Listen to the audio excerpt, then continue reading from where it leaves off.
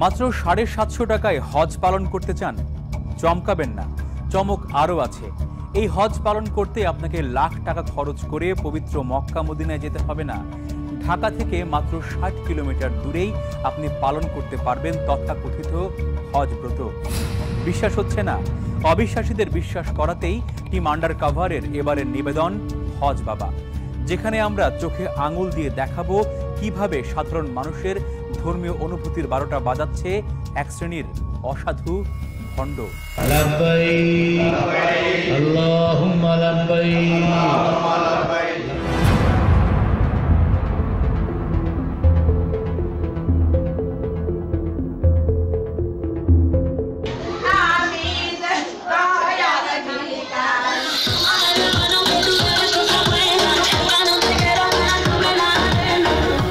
কি ছবিগুলো দেখে কি একটু ধাক্কা খেয়েছেন? ধাক্কা সামলে নড়ে চড়ে বসুন। শুধু 22 সেকেন্ড নয়, পুরো 22 মিনিট জুড়ে টিম আন্ডার কাভার আপনাদের চোখে চোখ রেখে দেখাবে হজের বাংলাদেশি ভণ্ড সংস্করণ। মহান আল্লাহর সন্তুষ্টি আর সারা জীবনের পাপ মুক্তির স্বপ্ন নিয়ে পবিত্র মক্কা মদিনায় হজব্রত পালনে যান সারা বিশ্বের কোটি ধর্মপ্রাণ মুসলমান। চোখের জলে স্রষ্টাকে স্মরণ করে ক্ষমা প্রার্থনা করেন নিজের কৃতকর্মের। কাঁধে কাঁধ মিলিয়ে কোটি মুসলমান তাওয়াফ করেন পবিত্র কাবা শরীফ। হজের পবিত্র আনুষ্ঠানিকতা শেষে যখন তারা দেশে ফেরেন, তখন তাদের চোখে মুখে থাকে অন্যরকম এক প্রশান্তি। মহান আল্লাহ এবং তার রাসূলকে আরও অন্তর দিয়ে অনুভব করার শক্তি এবং শান্তি নিয়ে ফেরেন তারা। মক্কা মদিনা থেকে এবার সোজা বাংলাদেশের দোহারে মহাপবিত্র হজ ব্রতকে কারা কিভাবে প্রশ্নবিদ্ধ করছে, এবার তার অনুসন্ধান। আর সেই অনুসন্ধানের পালে হাওয়া লাগাতে বরাবরের মতোই ছদ্মবেশের ছায়াতলে টিম আন্ডার কাভার। প্রাথমিক খবরটিকে আমলে নিয়ে দিন দুয়েক চলে তথ্যপত্র সংগ্রহ আর গবেষণা। এরপর অনুসন্ধান ছক কেটে মাঠে টিম আন্ডার কাভার, গন্তব্য দোহার।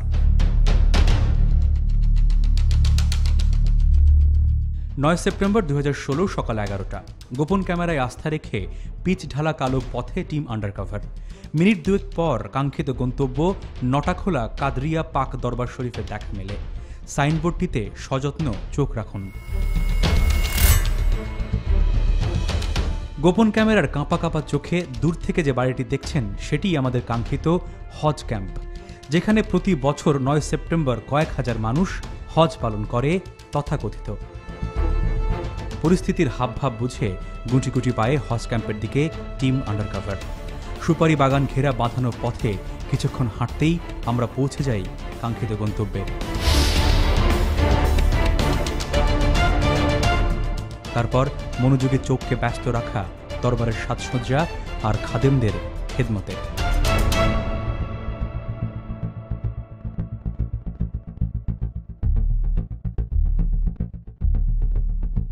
এটা অনেকটা সুরক্ষিত দুর্গের মতো, যার ফটকে ফটকে পাহারাদার আছেন উজির, নাজির, পাইক, পেয়াদা। তাদের সেনাপতি মহিউদ্দিনের জেরার মুখে টিম আন্ডার কাভারের অনুসন্ধান স্পাই। নতুন আসছেন কার কাছে? বাবারই বাবার চিনেন আগে থেকে? চিনি না, আমার এক লোক আছে। কোন লোক? নাম কি? আছে। এখন আসছেন কিসের জন্য? আসি একটা হিসাবে। অনুষ্ঠান জানেন আপনি? হ্যাঁ, কে দাওয়াত দিয়েছেন? দাওয়াত কেউ দেয় নাই তো, ওই বলছে যে কালকার কথা বলছে। আগামীকালকার? হ্যাঁ, গতকালকার কথা, আগামীকাল। পরে ওর বাসায় গেলাম, জানা বলছিল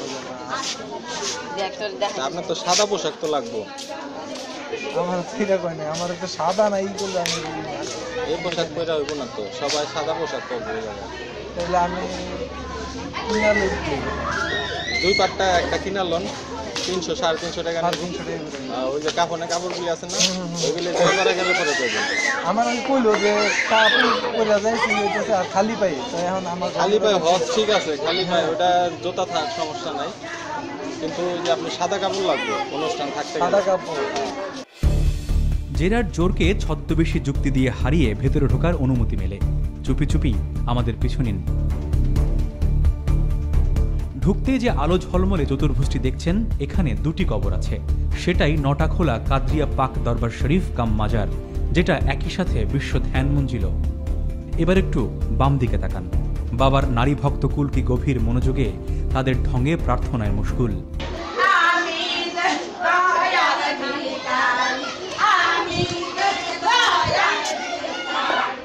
পাশে অনেকে আবার প্রার্থনা করতে করতে ক্লান্ত হয়ে ঘুমিয়ে পড়েছেন, অনেকে আবার মোবাইলে ফেসবুকিংয়ে ব্যস্ত সময় পার করছেন। এবার আরেকটু অন্দরে নিয়ে যাব আপনাদের। ক্যামেরায় যেটি দেখছেন সেটি আসলে এদের তৈরি কাবা ঘর। তার ঠিক পাশে ঝালর খচিত পীর বাবার আসন। তাদের বানানো কথিত কাবা ঘরেই অনেকটা এলোমেলো অবস্থায় শুয়ে এক যুবতী গান শুনছে। আর একটু দূরে যাকে দেখা যাচ্ছে তার মনে হয় নেশার পিনিকটা একটু বেশি হয়ে গেছে। কথোপকথন শেষে টিম আন্ডারকভারের দর্শকদের জন্য মাত্র 750 টাকায় হজ পালন করতে চান? চমকাবেন না, চমক আরও আছে।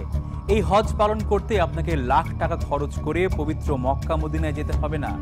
ঢাকা থেকে মাত্র 60 কিলোমিটার দূরেই আপনি পালন করতে পারবেন তথাকথিত হজ ব্রত। বিশ্বাস হচ্ছে না? অবিশ্বাসীদের বিশ্বাস করাতেই টিম আন্ডারকভারের এবারের নিবেদন হজ বাবা, যেখানে আমরা চোখে আঙুল দিয়ে দেখাবো কিভাবে সাধারণ মানুষের ধর্মীয় অনুভূতির 12টা বাজাচ্ছে এক শ্রেণীর অসাধু ভণ্ড।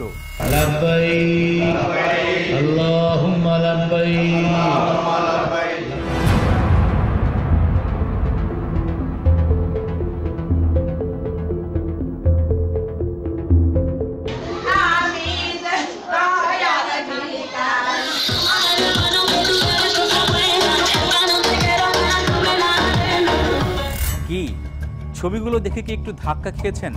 ধাক্কা সামলে নড়ে চড়ে বসুন। শুধু 22 সেকেন্ড নয়, পুরো 22 মিনিট জুড়ে টিম আন্ডারকভার আপনাদের চোখে চোখ রেখে দেখাবে হজের বাংলাদেশি ভণ্ড সংস্করণ। মহান আল্লাহর সন্তুষ্টি আর সারা জীবনের পাপ মুক্তির স্বপ্ন নিয়ে পবিত্র মক্কা মদিনায় হজব্রত পালনে যান সারা বিশ্বের কোটি ধর্মপ্রাণ মুসলমান। চোখের জলে স্রষ্টাকে স্মরণ করে ক্ষমা প্রার্থনা করেন নিজের কৃতকর্মের। কাঁধে কাঁধ মিলিয়ে কোটি মুসলমান তাওয়াফ করেন পবিত্র কাবা শরীফ। হজের পবিত্র আনুষ্ঠানিকতা শেষে যখন তারা দেশে ফেরেন তখন তাদের চোখে মুখে থাকে অন্যরকম এক প্রশান্তি। মহান আল্লাহ এবং তার রাসূলকে আরও অন্তর দিয়ে অনুভব করার শক্তি এবং শান্তি নিয়ে ফেরেন তারা।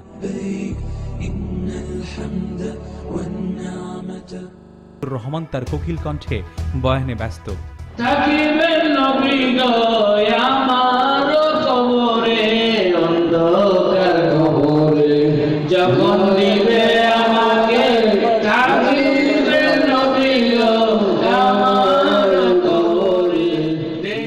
কিন্তু বয়ানের পরপরই শুরু হয় ওরস বাণিজ্য। 8 তারিখে ওরসের জন্য কি দেবেন বলেন, আপনি শুরু করেন। কিছু একটা আপনাদের দিতে হবে। কত টাকা লেখেন? কেন বাণিজ্য বলছি সেটা বুঝতে যাদের কষ্ট হচ্ছে তারা মনোযোগী কান পাতুন, তাহলেই স্পষ্ট বুঝতে পারবেন। ভাই আমার 5000 লেখেন। বাবা মেরাজ হোসেন 20,000 টাকা, অনিক 5,000 টাকা, জায়দা 500 টাকা। জায়দা? জি বাবা। দোয়া খায়ের আর ওরস বাণিজ্যের পরপরই শুরু হয় তথাকথিত হজের প্রস্তুতি। দেখুন ভালো করে দেখুন কিভাবে, কি তরিকায়, কি যুক্তিতে পবিত্র হজকে নিজের মতো করে পালন করছে এই হজরত শাহ ডাক্তার মতিউর রহমান খান কাদরির অনুসারীরা। সবাই এই প্রার্থনাটাকে পাঠ করবেন, মনে করবেন, তারপর আমরা হজ অনুষ্ঠান শুরু করব। আর অনুষ্ঠান আমরা তো হজ করতে পারি নাই, কল্পনা করবেন যে মক্কার ঘরটা এখানেই রূপ করবেন। এটা 7টা পাঠ দিবেন, নিয়ম বলে দিবেন। হে প্রভু, আমি আমাকে আত্মসমর্পণ করিতেছি। আমার জীবন বিনার তারে তারে তোমার ইচ্ছার রাগিনী নিত্য বাজু। আমিন আমিন। হজ বাবা মতিউর রহমানের শেখানো হজের নিয়ত শুনলেন, দেখলেন হজের প্রস্তুতি পর্ব। এবার একটু ধৈর্য পরীক্ষা। বিরতির ক্ষণিক বিরহ শেষে যখন ফিরব তখন হজের পাশাপাশি দেখাবো হজ বাবা উদ্ভাবিত নতুন ধাঁচের ঈদ এবং তার প্রস্তুতি পর্ব। বিরতির ক্ষণিক বিরহ শেষ, চলুন আবার ফিরে যাই হজ বাবা মতিউর রহমানের হজ ক্যাম্পে, যেখানে টিম আন্ডারকভার ছদ্মবেশে হজের পোশাক পরিচ্ছদ পরে প্রতীক্ষায় তথাকথিত হজ পালনের। লব্বাইক আল্লাহুম্মা লব্বাইক লব্বাইক লা শারীকা লাক লব্বাইক। হজ চলছে। ইন্নাল হামদা ওয়ান নি'মাতা লাকা ওয়াল মুলক। পবিত্র মক্কায় নয়, দোহারে। লব্বাইক আল্লাহুম্মা লব্বাইক। দেখুন কিভাবে অবমাননা হচ্ছে হজের সব হুকুম আহকাম। লব্বাইক।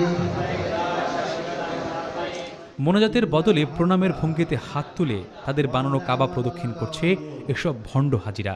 আর ইনাদের হজ পালনের সময় শুনলে আপনারা আরও চমকে উঠবেন। রাত 12টায় শুরু হয়ে তাদের হজ পালন শেষ হয় রাত 1টায়।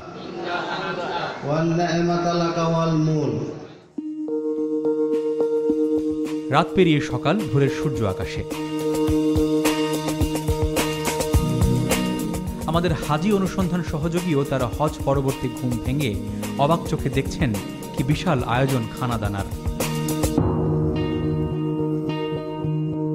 দর্শকদের একটু কষ্ট করে মনোযোগ দিয়ে দেখার অনুরোধ, কারণ এমন পরিস্থিতিতে অনুসন্ধানী সাংবাদিকতা করতে হয় যেখানে সবসময় ঝকঝকে চকচকে ছবি তুলে এনে দেখানো সম্ভব হয় না।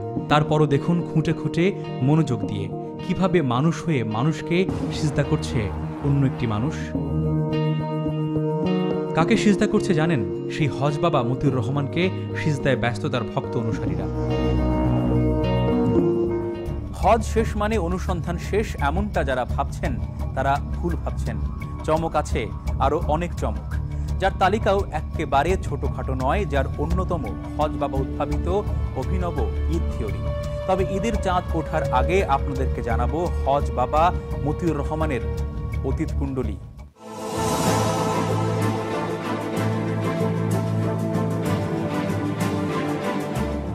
হজ বাবার কুণ্ডলী খুঁজতে 15 বছর পেছনে নথিপত্রের সন্ধানে নামে টিম আন্ডারকভার। তারই অনুষঙ্গ হিসেবে দোহারের গালিমপুরের পথে।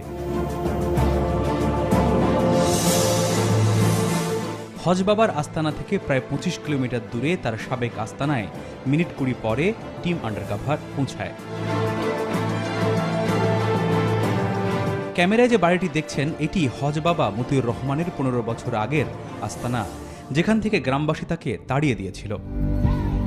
কেন বিতাড়িত হয়েছিলেন তথাকথিত এত বড় সাধক হজ বাবা, তার নেপথ্য কারণ খুঁজতে অনুসন্ধানী হওয়া। অনুসন্ধান বিফল হয় না, খুঁজতে খুঁজতে পাওয়া যায় তাকে যার নেতৃত্বে বিতাড়িত করা হয়েছিল, সেই মুক্তিযোদ্ধাকে। তার মুখে শুনুন হজ বাবার অতীত। ভুয়া আধ্যাত্মিকতা এবং এলিপ্যাথিক, হোমিওপ্যাথিক সব মিলাই উনি একটা এলাকা জমাই ফেলছে। এবং মহিলা ভক্তই বেশি, মানে মহিলা রুগী বেশি, অনেক বেশি। মানে সেইভাবে অনেকেরই সন্দেহ জাগলো যেরকম একটা মিনিমাম ডাক্তার কীভাবে এত মানে পেশেন্ট। এক পর্যায়ে আমি একটু খোঁজখবর নিয়ে জানতে পারলাম যে ভিতরে উনি নিয়ে যায়, ভিতরে উনি নিয়ে কী করে এটা যেমন গোপন রেখে দেয়, পেশেন্টকে বলে দেয় সর্বোচ্চ গোপন রাখার। শুধু তাই নয়, গালিমপুর থেকে বিতাড়িত হয়ে হজ বাবা যখন তার বর্তমান ঠিকানায় আসেন তখনও একটা দাঙ্গা হয়েছিল, যার ফলে একবার জেল জুলুমও খাটতে হয়েছিল হজ বাবা মতিকে। আমি পরবর্তী সময় ঢুকে গেলাম এবং পুলিশ প্রশাসনের লোকজন আসলো নবাবগঞ্জের। আসার পর ঠিকই যাই দেখলাম ওই যে মাথার মুকুট এইগুলা দিয়ে ওনার ওই মহিলাদের উনি মানে বিশ্বস্তান্ত বিভিন্ন অ্যাক্টিং করে যাতে এরা মনে করে এটাই অলৌকিক কিছু আছে, যেটার জন্য উনি অনেক টাকা পয়সা এখানে রোজগারের ব্যবস্থা করেছিল। এক পর্যায়ে পুলিশ এখান থেকে আমরা পুলিশের হাতে দিয়ে দেই। হজ বাবার অতীত কুণ্ডলী হাতে নিয়ে গালিমপুর থেকে 25 কিলোমিটার পথ পাড়ি দিয়ে আবারও জয়পাড়ায় টিম আন্ডারকভার। এবার লক্ষ্য তার মুরিদ হওয়া। লক্ষ্য পূরণের আগে শর্ত পূরণ, অর্থাৎ এই পীর বাবার মুরিদ হতে হলে মিষ্টি কেনা ফরজ। মিষ্টি নিয়ে টিম আন্ডারকভার চলেছে হজ বাবার দরবারে। সেখানে পৌঁছে আবার সে চিরচেনা পরিবেশ, যেটা দর্শকরা এর আগে দেখেছেন। চোখ বুলানো শেষে বাবার বিশেষ খাদেম কাদেরকে মুরিদ হবার কথা বলা হলে সে আমাদের বায়াত ঘরের দিকে নিয়ে যায়। সেখানেই শুরু হয় মুরিদ বানানোর আনুষ্ঠানিকতা। সনদি, কাদরিয়া, লাহান্দি, সিনবেরিয়া, ব্যানবেরিয়া, মানবে দায়ান, চাঁদে সূর্যম, দারপাড়ায়ে, ইয়া মোহাম্মদ, মুস্তাফা। কিন্তু সমস্যা হলো অনুসন্ধান ভাগ্য সবসময় সহায় হয় না, সেদিনও ছিল না। কারণ বাবার বায়াত প্রক্রিয়া পুরোটা আমরা ধারণ করতে পারিনি আমাদের গোপন ক্যামেরায়। মতিউর রহমানের হাত ধরে বায়াত হইয়া আব্দুর রহিম স্যার উসিলা বায়াত হইলা। আমিন। মুরিদ হবার পর হজ বাবার বাড়িতে গ্রিন কার্ড পেয়ে যায় টিম আন্ডারকভারের অনুসন্ধান সোর্স। তখন অন্দর থেকে বাহির সব জায়গার খবরই আসতে থাকে একে একে, আলাপে আড়ি পাতুন। মানে প্রকৃত গরু ধরার পরে এই তোমার বয়স শুরু হইলো আজকে থেকে। তার মানে আজকে আমার বয়স কত হইব? আজকে শুরু তোবাক আল্লাহ মুসলমান হইলে আজকে তোমার বয়স শুরু হইলো। আচ্ছা, আমি আমার নামের পিছনে হাজির লাগাইতে পারবো না? লাগাই পারবা, সবই পারবা, সবাই বলতে পারবো যে আমি হাজি আলী। মুরিদ তো হলাম, কিন্তু মুরিদান হবার বাস্তব চিত্র টিম আন্ডারকভারের দর্শকদেরকে দেখাতে না পারার কষ্টে অনুসন্ধানী মন ব্যথায় টন টন করছে। তাই ব্যথা দূর করতে পরদিন আরেকজনকে মুরিদ বানানোর জন্য নেওয়া হলো হজ বাবার দরবারে। সেখানে ঢুকতেই দেখি বাবা রোজকার মতো সুখ নিচ্ছেন, নারী বেষ্টিত সুখ।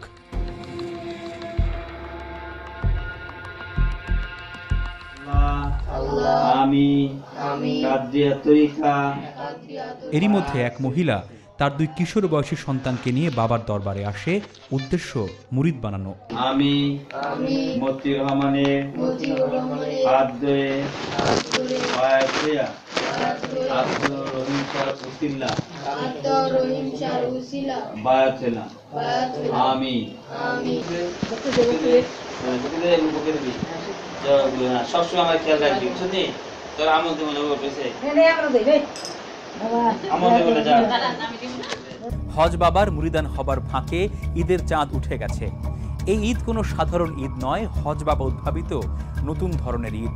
চলুন তাহলে হজ বাবার সঙ্গে সেই ঈদ উদযাপন করি আর দেখি এই ভণ্ডামির শেষ কোথায়।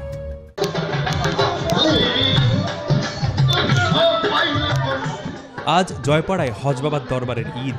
প্রথমেই তার প্রস্তুতি পর্ব দেখায় দর্শকদের।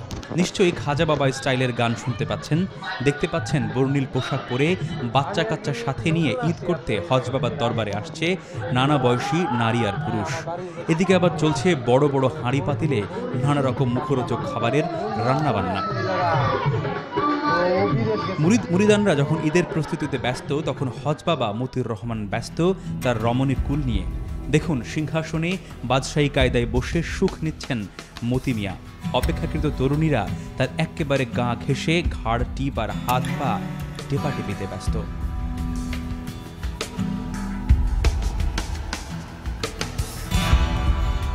একটু বয়স্কদের জায়গা হয়েছে হাঁটু থেকে পা পর্যন্ত, আর সবচেয়ে বৃদ্ধরা ইয়া বড় পাখা নিয়ে বাতাস করছে হজ বাবাকে। আর বাবা ব্যস্ত তার বয়ানে, যেখানে দেহত্ববাদী কথাবার্তাই হচ্ছে বেশি।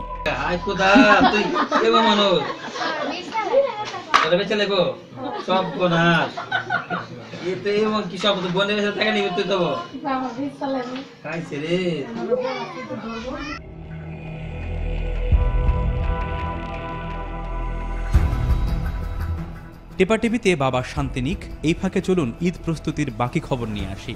পূজার জন্য কবরগুলোকে আলোকসজ্জায় উজ্জ্বল করা হয়েছে, সেই সাথে চলছে গান বাজনা। ভক্তরা গোল হয়ে শুনছে সেই গান, অনেকে আবার প্রস্তুতি নিচ্ছে ঈদের। এরই মধ্যে দুপুরের খাবার সময় হলো। তখন খাবার আসনে বাবার ভক্তরা টিম আন্ডারকভারের নতুন মুরিদকে বাবার আধ্যাত্মিকতা সম্পর্কে অবগত করা শুরু করলেন। শুনুন গাঁজাখড়ি গল্প কাকে বলে এবং সেটি কিভাবে শোনাতে হয়। বাবা নাকি 6 মাস জলে আর 6 মাস থাকে ডাঙ্গায়। তার পায়ের দর্শন পাওয়াটাও অনেক ভাগ্যের ব্যাপার। এখন বুঝবেন না, যখন বা কিছুদিন না যাওয়া করবেন না, ওই সময়টা বুঝবেন। আমি স্পর্শ করা আপনার অনেক শত জন্মের ভাগ্যের গুণে স্পর্শ করতে হবে। তবে সাধারণ যদি ভাবেন তাহলে মস্ত বড় ভুল করবেন। সাধারণ আল্লাহর ওলি বাবা যখন জন্মগ্রহণ করছে আমাদের যে দাদি আছে, দাদিও তারা দেখতে পারে না। সে কোন জগৎ থেকে আইছে এটা কেউই করতে পারে না। হিস্টোরি আছে, ইতিহাস আছে। আগে 6 মাস থাকতো পানির মধ্যে, পানি দাঁড়তো। এখন যদি সাগর দিয়ে আইডা দেখো, সাগর দিয়ে আইডা দেখো, আগে 6 মাস শুধু পানিতেই থাকতো। ছোটকালে তো পানি থাকতো, ওনাকে দেখতে আটকাছে পানির উপরে দেওয়া। ঈদের মূল আনুষ্ঠানিকতা শুরু হয় বিকেলের দিকে।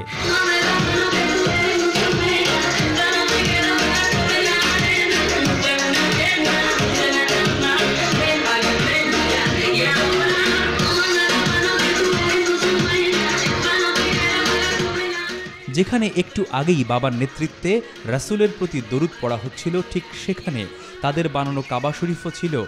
একটু পরেই সবাইকে চমকে দিয়ে সেখানেই শুরু হয় উত্তেজক হিন্দি গান।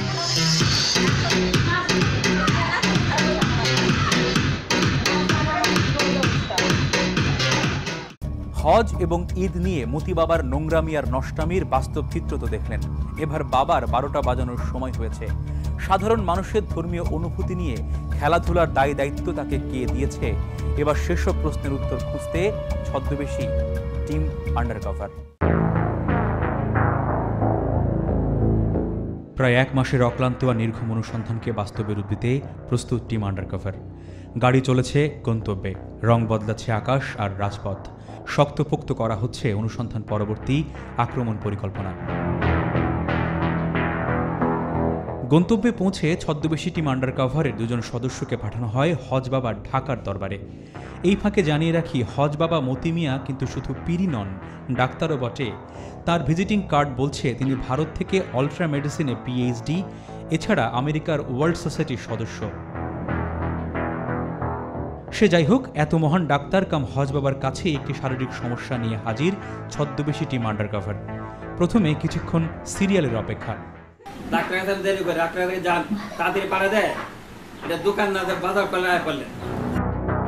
বাবার কাছে চিকিৎসা নিতে যাওয়া টিম আন্ডারকভারের সদস্য বেশ সুশ্রী, তাই তার জন্য বিশেষ যত্ন।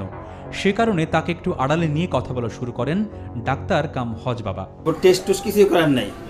না না, টেস্ট তো হয় নাই, মানে 3 বছর যাবত বিয়ে হয়েছে, মানে বেবি নেওয়ার চেষ্টা করতেছে কিন্তু হইতেছে না।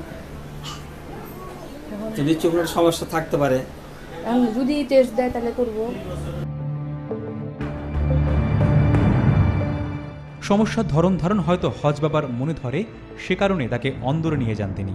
তারপর চিকিৎসা পদ্ধতি সম্পর্কে নিজ কানে শুনুন। তাহলে কি করবো? তাহলে আর ওনারা এই চেষ্টা করাবেন, চেষ্টা করাতে কোন হয়তেই হবে। এটা কি বলে সিমিনে আনাইছে, চেষ্টা করাবেন। তবে একেবারে শেষের দিকে হজ বাবার মনের মূল খায়েশটি বেরিয়ে আসে, যখন তিনি টিম আন্ডারকভারের রোগী অনুসন্ধানকারীকে দোহার যাবার আমন্ত্রণ জানান। তো ওই এত দোহারে তো যাওয়ার সমস্যা, তাহলে আপনি এনে ইয়ে করলে পারেন। সমস্যা গুলি মারবেন না না, তাহলে ওইখানে না করে, ওই সমস্যার জন্য ওইখানে না করে তাহলে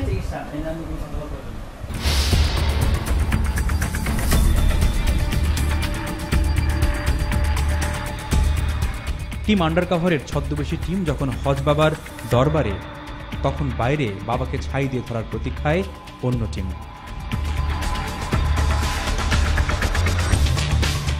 প্রতীক্ষা বেশিক্ষণ করতে হয় না। বাড়ির সামনে সাংবাদিকদের আনাগোনা দেখে চোরের মন পুলিশের মতোই বাইরে বেরিয়ে আসেন ডাক্তার মতিউর রহমানের ভাই। তার কাছে হজ বাবার সন্ধান চাইতেই মিথ্যের আশ্রয় তিনি। উনি আছে, আমরা খবর জানি, রোগী দেখছেন। কোথা থেকে খবর পেলেন আপনি? বললাম তো, আমরা সাংবাদিক। আগে যে আপনাদের সামনে গেল, খেয়াল করছেন? কে গেল? ডাক্তার মতিউর রহমানকে চিনেন আপনি? চিনি, হ্যাঁ, চেহারা চিনি। চেহারা চিনেন? কখনো দেখছেন? আচ্ছা, উনি আছেন কিনা সেটা বলেন আপনি। উনি তো গোকুল ভাইয়ের সাথে বাইরে গেছে, আজকে শুক্রবার দিন না? নাই, ছিল সকালে। তথ্যের কাছে আসলে মিথ্যে ধোপে টেকে না, তাই মতি মিয়ার ভাইয়ের কাছেও জানতে চাওয়া হজ বাবার পেশা সম্পর্কে। আপনার বড় ভাই আসলে পেশায় কি করেন ডাক্তার মতিউর রহমান? পেশায় উনি তো মানে চিকিৎসা করেন। উনি হোমিওপ্যাথিতে ডিপ্লোমা করছেন, ইউনানিতে ডিপ্লোমা করছেন। এই তো রুগী থাকলে রুগী দেখেন। আচ্ছা, এছাড়া আর কি করেন উনি? এছাড়া কি করবেন? দোহারে কি করেন উনি? দোহারে তো রুগী দেখেন। মানে উনি নিজেকে পীর দাবি করেন এরকম আমরা শুনেছি। এটা আপনারা শুনতে পারেন, আমরা তো জানি না। পরিস্থিতি সামাল দিয়ে ভাইকে বাঁচাতে আমাদের ভুয়া সাংবাদিক প্রমাণে ব্যতিব্যস্ত হয়ে ওঠেন তার ভাই ও মুরিদরা। আপনার নাম কি? আপনার কার্ডটা দেখি প্লিজ। আপনারা কোথায় কোন জায়গা থেকে আসছেন আপনার পরিচিত জানেন? এরকম তো অনেক ভুয়া সাংবাদিক সাজে আসে। প্রয়োজনে থানায় একটা কল দিয়ে বলেন আসুক লোকজন, আমরাও দেখি। তখন বলতেছেন আমরাই কল দিই। না, আমরা থানায় কল দেওয়ার বলছি না, আমি আপনার নাম্বারটা সেভ করতেছি। করেন। সব চেষ্টা যখন ব্যর্থ তখন দৃশ্যপটে হাজির ডক্টর মতিউর রহমান ওরফে হজ বাবা। দেখুন তার আন্তরিকতা। না, ঘরে বসবেন না, বাইরে থেকে কথা বলি। তার আন্তরিকতায় একটুও বিগলিত না হয়ে টিম আন্ডারকভার একে একে প্রশ্নবাণ ছুঁড়তে থাকে হজ বাবার দিকে, আর তিনি ব্যস্ত হয়ে পড়েন শাক দিয়ে মাছ ঢাকতে। আপনি আসলে পেশায় কি? পেশা একজন হার্বাল চিকিৎসক। এছাড়া আপনি আর কি করেন? এছাড়া তো আর কিছু না, বক্ত আছে আমাদের পীর তরিকাপন্থী, আমি এদেরকে বায়াত করি। আমার বক্ত আছে যারা এই তরিকা পছন্দ, তারা আসে আমার কাছে। বায়াত করেন বলতে আপনি নিজেও একজন পীর আর কি, এই লাইনের পীর না, আমার কাছে আসে, এরা শুনে। হ্যাঁ, যেমন আপনার এখানে হজ হয়। হজ তো হয় না, হজের জন্য আমরা দোয়া করা হয় এখানে। লাব্বাইক আল্লাহুম্মা লাব্বাইক, লাব্বাইক লা শারীকা লাক লাব্বাইক। হজের জন্য ওই টাইমটা আমরা সবাই বসে একত্রে বক্তারা দোয়া করা হয়। কিন্তু সেটা পুরোপুরি হজের মতো কেন? হজের মতো অনুষ্ঠান, হজের যেমন হয়, আমরা ওই ধরনের ভাব গমেজ করে আমরা উঠাই যে হজের মতোই ওই ধরনের পরিবেশ হয়, পরিবেশ করে আমরা এখানে দোয়া করা হয়। এই কারণে কি কাবা শরীফ করা হয়? কাবা শরীফ তো না। তাহলে আপনি যে ওই যে কালো কাবা শরীফের না, এটা আমরা একটা প্রতীকী, আমরা এটা কাবা ঘর না এটা। তাহলে ধর্মের কোথায় কি বলা হয়েছে যে আপনি এই ধরনের কাবা শরীফের প্রতিকৃতি করে? না, এই তো কাবা ঘরের প্রতীকে বানানো হয় না, কিছুই হয় না এই ধরনের। মুসলমান হয়ে হনুমান আর যিশুর ছবি ঘরে কেন?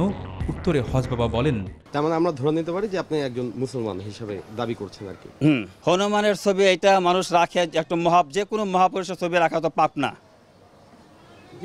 যিশু খ্রিস্ট একদম মহাপুরুষ ছিল, যে কোনো মহাপুরুষ ছবি থাকতে পারে, এটা কোনো পাপ না। মহাপুরুষ, আপনি যদি মানুষের কল্যাণের কাজ করেন, আপনার ছবি আমরা রাখতে পারি। সেজদার বিষয়টা কেন হয়?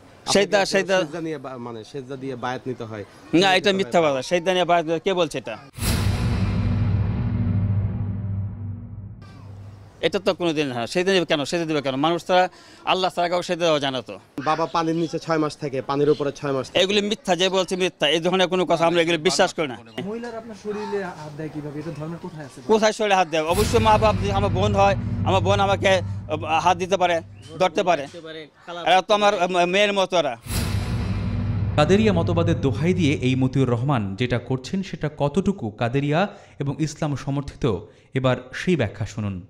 তার এটা তো হজ তো হবেই না, বরং তার এই ধরনের আকীদা কেউ যদি পোষণ করে, বিশ্বাস পোষণ করে, তাইলে এটা কুফরি হয়ে যাওয়ার খুবই সম্ভাবনা, এবং কুফরি হয়ে যাবে এটা নিঃসন্দেহে। এর সাথে আধ্যাত্মিকতার কোনো সম্পর্কই নেই, এবং কাদেরিয়া তরিকার সাথেও সম্পর্ক নেই। আমি কাদেরিয়া তরিকার একজন পীর, আমি নিজে, যদিও আমি কোনোদিন পীরালি করি না। কাদেরিয়া তরিকা অত্যন্ত সুন্নতের অনুসারী, রসুল করিম সাল্লাল্লাহু আলাইহি সাল্লামের সুন্নতের বাইরে তারা যান না। সুতরাং এটা যেমন কাবা শরীফটাই একটা মিথ্যাচার করতেছে, যে কাবা শরীফকে নিয়ে মিথ্যাচার করবে, সে আব্দুল কাদের জিলানী রহমতুল্লাহ আলাইহি, কাদেরিয়া তরিকার সম্পর্ক বলা হয় হযরত আব্দুল কাদের জিলানী রহমতুল্লাহ আলাইহি থেকে এসেছে। সে ওনাকে নিয়ে প্রতারণা করবে না, এটা তো বলা হয়, এটা তো নয়। অবশ্যই সে একটা প্রতারক ছাড়া আর কিছুই না। সে অনুসন্ধানী মনের বুদ্ধিমান দর্শক এতক্ষণ নিশ্চয়ই হজ বাবার অতীত এবং বর্তমান সম্পর্কে স্পষ্ট ধারণা পেয়েছেন। আপনাদের ধারণা আরও স্পষ্ট হবে আন্ডারকভার লাইভে, যেখানে দেখবেন হজ বাবা মতিউর রহমানের নেটওয়ার্ক কতখানি শক্তপোক্ত, আর তদবির কাকে বলে, কত প্রকার এবং কি।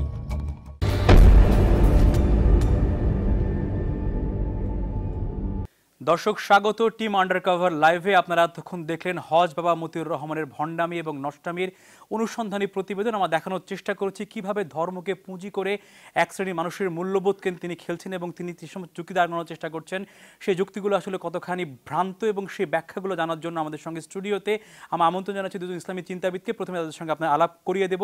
আমার ঠিক ডান পাশে রয়েছেন মৌলানা ফরিদুদ্দিন মাসুদ এবং তার পাশে রয়েছেন মৌলানা মুস্তাফা ওয়াদুদ। আপনাদেরকে স্বাগত জানাচ্ছি আন্ডারকভার লাইভে। আমরা দেখানোর চেষ্টা করেছি আসলে যে ধর্মভীরু মানুষের ধর্মীয় অনুভূতিকে কাজে লাগিয়ে এই সমস্ত বাণিজ্যিকীকরণ যে করা হচ্ছে এবং তিনি যে যুক্তিগুলো দেখানোর চেষ্টা করেছেন, তিনি সবসময় বলার চেষ্টা করেছেন তিনি একটি তরিকা পছন্দ করেন যার নাম কাদেরিয়া তরিকা। এই তরিকাকে ব্যবহার করে তিনি সাধারণ মানুষের যে ধর্ম নিয়ে খেলছেন সেই প্রশ্নটি আপনার কাছে রাখছি, তরিকা আসলে কি বলছে এই ব্যাপারে? তরিকা মৌলিকভাবে হইল অন্তরে আল্লাহ তাআলার ভয় তাকওয়া সৃষ্টি করা এবং রসুল পাক সাল্লাল্লাহু আলাইহি ইসলামের ভালোবাসা সৃষ্টি করা, যার মাধ্যমে রসুল করিম সাল্লাল্লাহু আলাইহি সাল্লামের যথাযথ অনুসরণ করা সহজ হয়।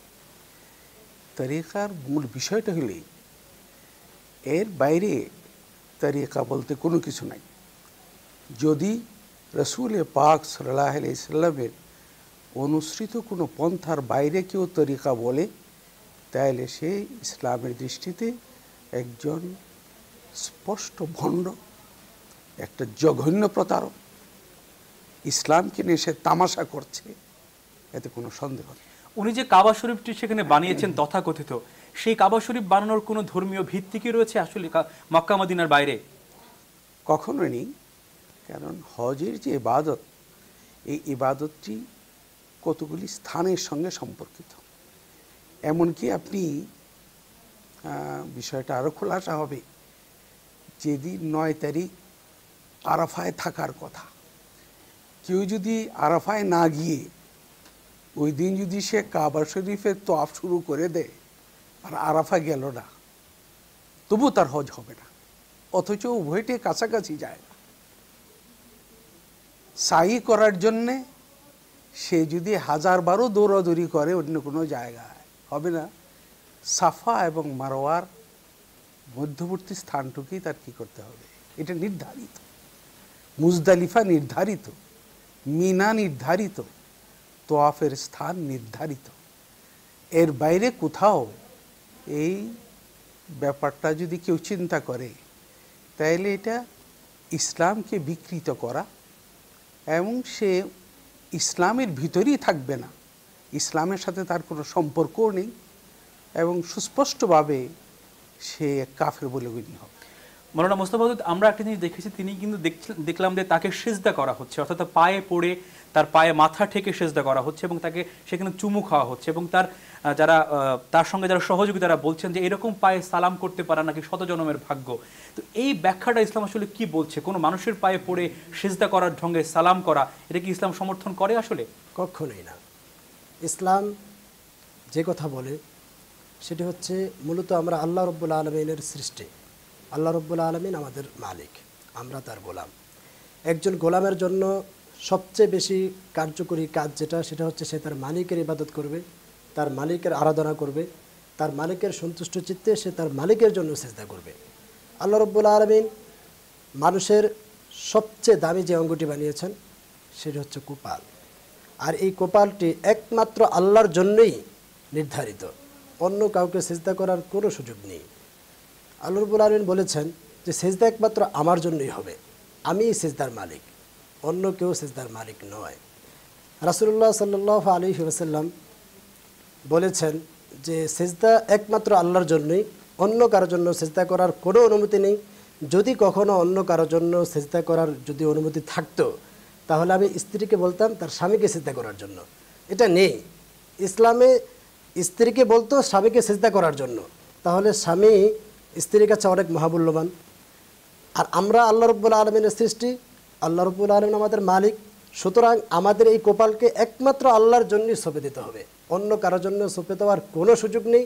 যদি কেউ বলে যে আমাকে সিজদা দাও বা সিজদা নেওয়ার জন্য যদি কেউ মুখাপেক্ষী থাকে, সে একদম কুফরি করলো, সে আল্লাহর সাথে বেঈমানি করলো, তার জন্য সিজদা নেওয়ার কারণে সে মুশরিকে পরিণত হয়েছে। ফরিদুদ্দিন মাসুদ, আরেকটা বিষয় আমরা সেখানে লক্ষ্য করেছি, সেটা হচ্ছে যে নারী বেষ্টিত অবস্থা তাকে আমরা সেখানে দেখেছি, অর্থাৎ আপনি তো নিজের ছবিতে দেখেছেন তার হাত পা টেপাটেপি করছে এবং শরীরের সংবেদনশীল অঙ্গ প্রত্যঙ্গ তার হাত দিচ্ছে এবং টেপাটেপি করছে। তো এই ব্যাপারটা তো শরিয়া সমর্থন করে কিনা সেই ব্যাখ্যাটা জানতে চাই আসলে। শরীয়ত তো সমর্থন করতেই পারে না, করবেই না, করেও না। তো আমার মনে হয় এই লোকটা যৌন বিকারগ্রস্ত, সে তো একটা সুস্থ মানুষ বলে আমার তো মনে হচ্ছে না। এবং তার কাছে যারা যাচ্ছে তাদেরকে সে এমনভাবে ইয়ে করছে, তারা মানে মগজ ধোলাই করার মতো একটা ব্যাপার। শুধু মগজ ধরেই না, তাকে সম্মোহিত করে ফেলছে, নানা কথা বলে, আল্লাহর কথা বলে। তো এই যার কারণে এরা বাছ বিচার করার শক্তি হারিয়ে ফেলছে, বিবেচনার শক্তিও তারা হারিয়ে ফেলছে। অবিলম্বে সকলেরই তওবা করে ফিরে আসা উচিত, নইলে এটা সমাজে যে তারা বলছে তারা সুফিজমের চর্চা করছে, তারা গান বাজনা করছে, একই সঙ্গে কাবার প্রতিকৃতি বানাচ্ছে, সেখানে তারা তাওয়াফ করছে এবং তারা বলছে যে আমরা যারা যেতে পারছি না এখানে আমরা কাবা শরীফ বানিয়ে হজ পালন করছি। এবং তারা যে হজের নিয়াতটি বর্ণনা করছে সেটিও কিন্তু কোনোভাবে আমাদের যে সমস্ত নিয়াত আমরা হজে দেখি সেখানে কোনোভাবে সমর্থন করছে না। তো সুফিজমের সঙ্গে কি আসলে এরকম শারীরিক যোগাযোগ বা এরকম দৃশ্যর কোনো যোগাযোগ রয়েছে কিনা? আসলে এটা তো শয়তানি ছাড়া কিছুই নয়। এটা তো সুফি যারা, যাদের অন্তঃকরণ বিশুদ্ধ এবং যারা নিজেকে আল্লাহ প্রেমে নিজেকে যারা নাকি নিজেকে নিয়োজিত করেছেন এবং রসুল করিম সাল্লাল্লাহু আলাইহি ইসলামের প্রেমে নিজেদেরকে আপ্লুত করেছেন, এরা কখনোই এই ধরনের কাজে উৎসাহ বোধ করবে না এবং এটাকে তারা ঘৃণা করবে এবং এটাকে রুখবার জন্য প্রত্যেকের জন্য চেষ্টা করাটা এটা ফরজ আইন। আচ্ছা, আরেকটা প্রসঙ্গ এখানে বারবারই ঘুরে ফিরে আসে। তারা বলছেন যে আমরা যারা গণমাধ্যম কর্মী সেখানে গোপনে যে ভিডিও ধারণ করে বাংলাদেশের লোককে দেখানোর চেষ্টা করেছি, তারা একটা বিষয় বারবারই বলছেন যে এরকম একটা সুফি মানুষ, যে মানুষের 1500 বছর পর এরকম একটা কাজ বাংলাদেশে করার সাহস দেখিয়েছে, তাকে নিয়ে আমরা কেন এই সমস্ত কর্মকাণ্ড করছি? আপনারা যারা আলেম সমাজ রয়েছেন, যারা ধর্মকে রক্ষা করার জন্য রাজপথ থেকে শুরু করে সব জায়গায় কাজ করেন, আপনাদের চোখের আড়ালে ঘটনাগুলো ঘটছে, আপনাদের দায়ী দায়িত্বকে আপনারা এড়াতে পারেন কিনা এই ক্ষেত্রে? জনাব শ্রাবণ সাহেব, আমি আপনাকে প্রথমে ধন্যবাদ জানাচ্ছি আসলে এই একটি অনুসন্ধানী রিপোর্ট করার জন্য। কারণ সংবাদ জগতে অনুসন্ধানী রিপোর্ট করে নিজের জানকে বাজে রেখে এই জাতীয় নিউজগুলো আমাদের মাঝে নিয়ে আসার জন্য আপনাকে অভিনন্দন। পাশাপাশি যেই প্রশ্নটা আমাকে করেছেন যে আমাদের দায়ভার আসলে আছে কি না, আপনি দেখে থাকবেন বাংলাদেশ 15 বা 16 কোটি মানুষের দেশ। এই 15-16 কোটি মানুষ বাংলাদেশের আপনার উত্তরটা নিব। আমাদের একটা ফোনে একজন দর্শক রয়েছে, তিনি আমাদের একটা প্রশ্ন করবেন। দর্শক, আপনি আপনার নামটি বলে প্রশ্নটি করুন।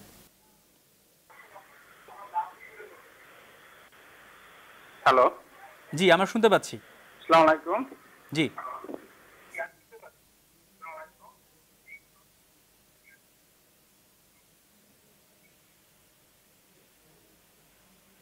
দর্শকের প্রশ্ন আমরা নিতে পারলাম না। আপনাকে যে কথাটি বলছিলাম যে দায়ভারটা আপনারা এড়াতে পারেন কিনা, আসলে সেই ব্যাপারটা নিয়ে বলছিলেন আপনি। আমি বলছিলাম যে দায়ভারটা শুধু উলামায়ে কেরামের জন্যই এমন নয়, কারণ আল্লাহ রাব্বুল আলামিনের কাছে শুধু আলেমগণই ঢাকা থাকবেন জবাবদিহিতার জন্য, বিষয়টা এমন নয়। রাসূলুল্লাহ সাল্লাল্লাহু আলাইহি সাল্লাম বলেছেন যে মানুষের যে মেধা দিয়েছে, বুদ্ধি দিয়েছে, বিবেক দিয়েছে, সেই বিবেকের মাধ্যমে সে তার স্রষ্টাকে খুঁজে নেবে, তার প্রভুকে খুঁজে নেবে। যদি কিনা তার বিবেকের মাধ্যমে সে খুঁজে না নিতে পারে, তার জন্য কিয়ামতের দিন তাকে পাকড়াও করা হবে। আপনি বলছিলেন দায়ভারের কথা। বর্তমান বাংলাদেশের সিচুয়েশনে ওলামায়ে কেরাম তাদের জায়গা থেকে চেষ্টা করে যাচ্ছেন বাতিলকে, ভণ্ডদেরকে এবং তথাকথিত নামদারি পীরদের। এদের কিন্তু অনেক অর্থ শক্তি রয়েছে এবং পেশি শক্তিও রয়েছে, এটা একটা বড় বাধা কিনা আসলে? সেটা আমি আসতেছি, সে কথায় আসতেছি।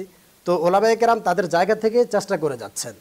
আর এই যে পীর এবং বাতিল যারা, তারা সত্যি আপনি যেটা বলছিলেন অর্থনৈতিক দিক থেকে তারা অনেক শক্তিশালী।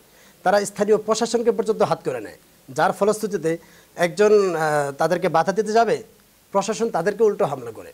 তো এতে করে তার জীবন বাজি, মানে যে জীবন বাজি নিয়ে তো সে আর হামলা করে না, বা যারা অনেকে জীবন বাজি নিয়েও হামলা করতে চায়, প্রশাসন তাদেরকে ঠেকিয়ে দেয়।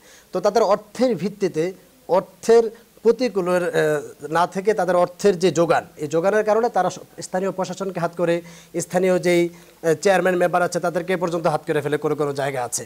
এখানে আমরা যেটা দেখতে পেয়েছি, আমার মনে হয় এই ডাক্তার মতিউর রহমান দোহারের জয়পাড়াতে তার যে আস্তানা, আমার জানা মতে 2004 সালে একবার এখানে তিনি মহিলাদের পিল নামে একটি গোপন চিকিৎসা করতেন। তো একবার এলাকাবাসী সেখানে মূর্তি পূজাও করতেন, আমরা সেই তথ্য প্রমাণও সেখানে পেয়েছি। ওকে, তো ওই যে সেখানে মহিলাদের গোপন চিকিৎসা করত, এই গোপন চিকিৎসা সুবাদে সেখানে পিল এবং কন্ডম পাওয়া যায়। এলাকাবাসী বিষয়টি অনুধাবন করতে পেরে তাকে ধাওয়া করে, সেও পাল্টা ধাওয়া করে। একটা পর্যায়ে সে সাময়িকভাবে তার আস্তানাকে মিটিয়ে দেয়, অনেকদিন স্থগিত থাকে। অনেক দিন পর আবার সে অনেক টাকা পয়সার রোজগার করে মানুষদেরকে, বিশেষ করে বাংলাদেশের মানুষ কিন্তু একদম সহজ সরল, তাদেরকে সহজেই বোঝানো যায়। আর টাকার লোভ যখন দেখানো যাবে তখন দরিদ্র মানুষ যারা দারিদ্রতায় ভোগেন তাদেরকে টাকা দেওয়ার কারণে অর্থবিত্তের ফলে সে তাদেরকে হাত করে নিচ্ছে, স্থানীয় প্রশাসনকে হাত করে নিচ্ছে। আবার সে এমন একটা স্থাপন করে ব্যবসা শুরু করে দিয়েছে এবং সেখানে ভণ্ডামি নষ্টামি শুরু করে দিয়েছে। অর্থনীতির ব্যাপারটা এখানে সত্যি একটা কাজ করে। আমরা আলোচনায় আসলেই থাকবো, আলোচনা ফিরবো আমরা। দর্শক, আমরা নিব ছোট্ট একটা বিরতি। বিরতির পরে এসে আমরা আপনাদেরকে দেখাবো আসলে মতিউর রহমানের প্রোগ্রাম বন্ধ করার জন্য কি ধরনের তদবির করেছিল আমাদের কাছে।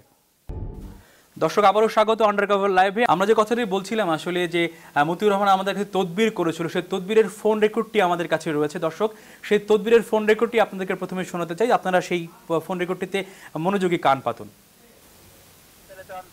প্রকাশ না করাই ভালো আর কি মনে করেন, আপনি একটু স্যাক্রিফাইস করেন, আপনার উপকার করবো।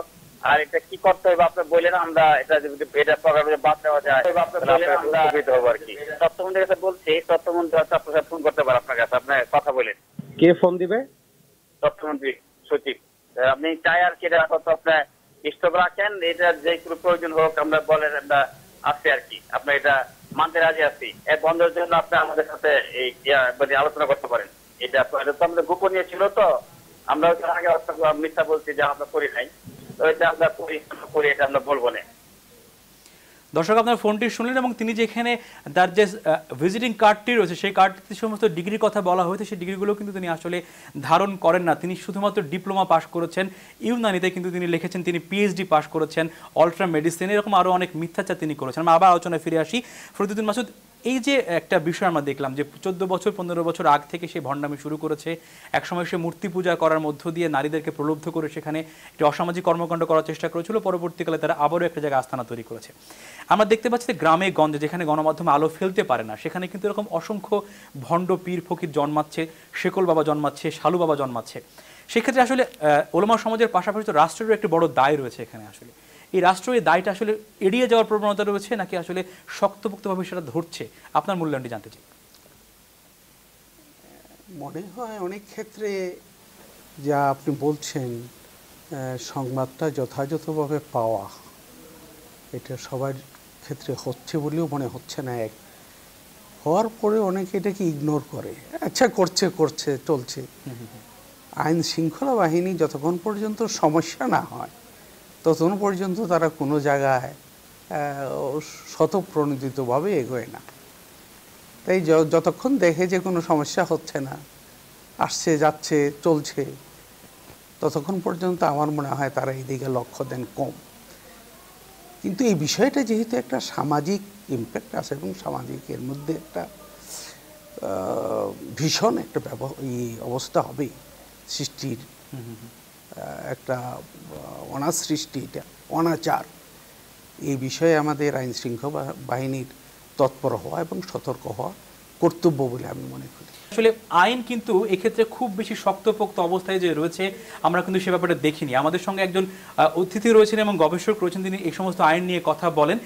তিনি আমাদেরকে সাক্ষাৎকার দিয়েছিলেন। আসলে আইনটি কি বলছে সেটা আমরা জেনে নেব ঢাকা বিশ্ববিদ্যালয়ের একজন লেকচারারের কাছ থেকে। হচ্ছে পীর আনা হচ্ছে, সেখানে বিভিন্নভাবে হয়তো আপনার বিভিন্ন ইসলামের সাথে যায় না এমন কাজকর্ম করা হচ্ছে।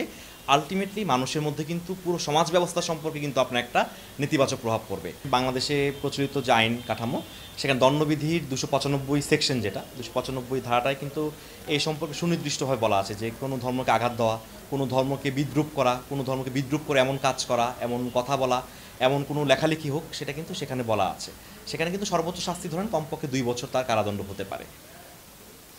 এরকম একটি সামাজিক অনাচার যেখানে হচ্ছে, অসংখ্য মানুষকে তারা বিপদগামী করছে এবং এখানে অর্থনৈতিক লেনদেনের বড় জায়গা রয়েছে। আমরা দেখেছি ওরস বাণিজ্যের নামে সেখানে লাখ লাখ টাকা হাতিয়ে নেওয়া হচ্ছে, দেবত্ব সম্পত্তি অর্থাৎ পীরের নামে অনেক জমি জায়গা কেনা হচ্ছে। আমরা তার খবর নিয়েছি তিনি যেখানে থাকেন দারুস সালামে, সেখানে তার বাড়ি রয়েছে, তার ঢাকা উদ্যানে বাড়ি রয়েছে, দোহারে জায়গা সম্পত্তি রয়েছে, এগুলো তো তিনি নিজের টাকা দিয়ে কেনেন নাই আসলে।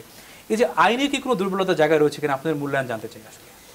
আইনের দুর্বলতা তো অবশ্যই থাকা স্বাভাবিক, কারণ আইন তার নিজের গতিতে চলে কথা সত্য, কিন্তু যদি তারা অর্থের দিক থেকে আইনকে হাত করে নেয় তাহলে অবশ্যই আইন এখানে দুর্বলতার প্রয়োগ করছে। আমার মনে হয় এত কিছু হুট করে হয়ে যায়নি, এর পেছনে একটি বিশাল শক্তি কাজ করছে। সেই শক্তিটা কি? জনবল আছে, অর্থবল আছে, পাশাপাশি আরেকটা বিষয় আছে, কারণ যত অপপ্রচার আছে বা খারাপ বিষয় আছে সেটা কিন্তু সাধারণ মানুষ একটা পর্যায়ে গিয়ে আর গিলে না, খেতে চায় না, সেটাকে প্রতিহত করতে চায়। কিন্তু প্রতিহত করতে গেলে যখন আবার বাধা আসে তখন সে চুপছে যায়। তা আমার মনে হয় এখানে একটা দুর্বলতা আছে। আমরা একদমই শেষ পর্যায়ে শেষ একটি ফোন আমরা নিয়ে নেব। দর্শক, আপনার নামটি বলে প্রশ্নটি করুন।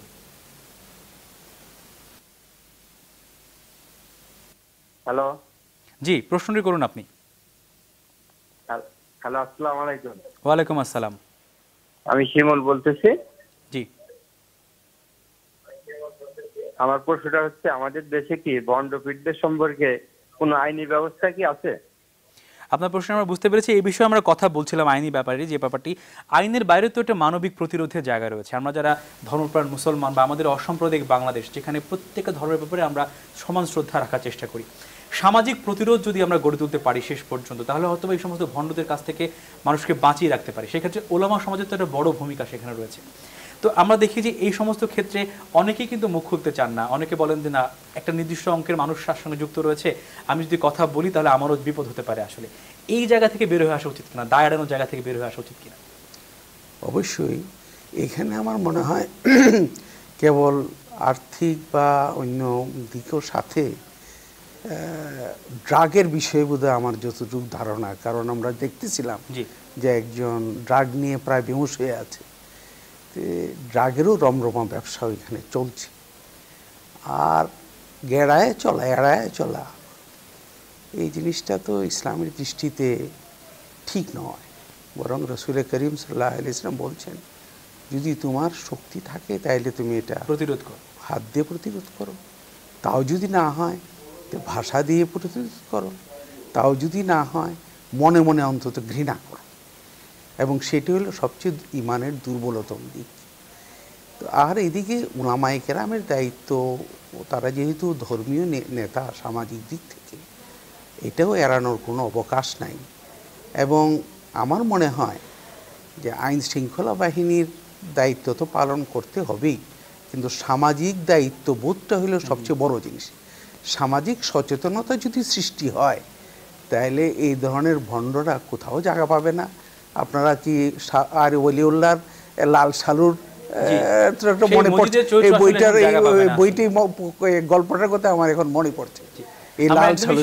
হুজুর, আমাদের সময় একেবারে শেষ। আপনাকে ধন্যবাদ জানাচ্ছি আমাদের সঙ্গে যুক্ত হওয়ার জন্য। প্রত্যেককে ধন্যবাদ। দর্শক, আমরা চেষ্টা করেছি অনুসন্ধানের আলো ফেলিয়ে মতিউর রহমানের মতো ভণ্ডপীঠদের আসল রহস্য এবং চরিত্র আপনাদের সামনে তুলে ধরার জন্য। আপনারা আপনাদেরকে জানান আপনাদের চোখে ধরা পড়ার সময় অসঙ্গতির খবর, আমরা সেখানে ফেলব অনুসন্ধানের আলো। থাকুন নিউজ 24 এর সঙ্গে, থাকুন সতর্ক, থাকুন টিম আন্ডার কভারের সঙ্গে।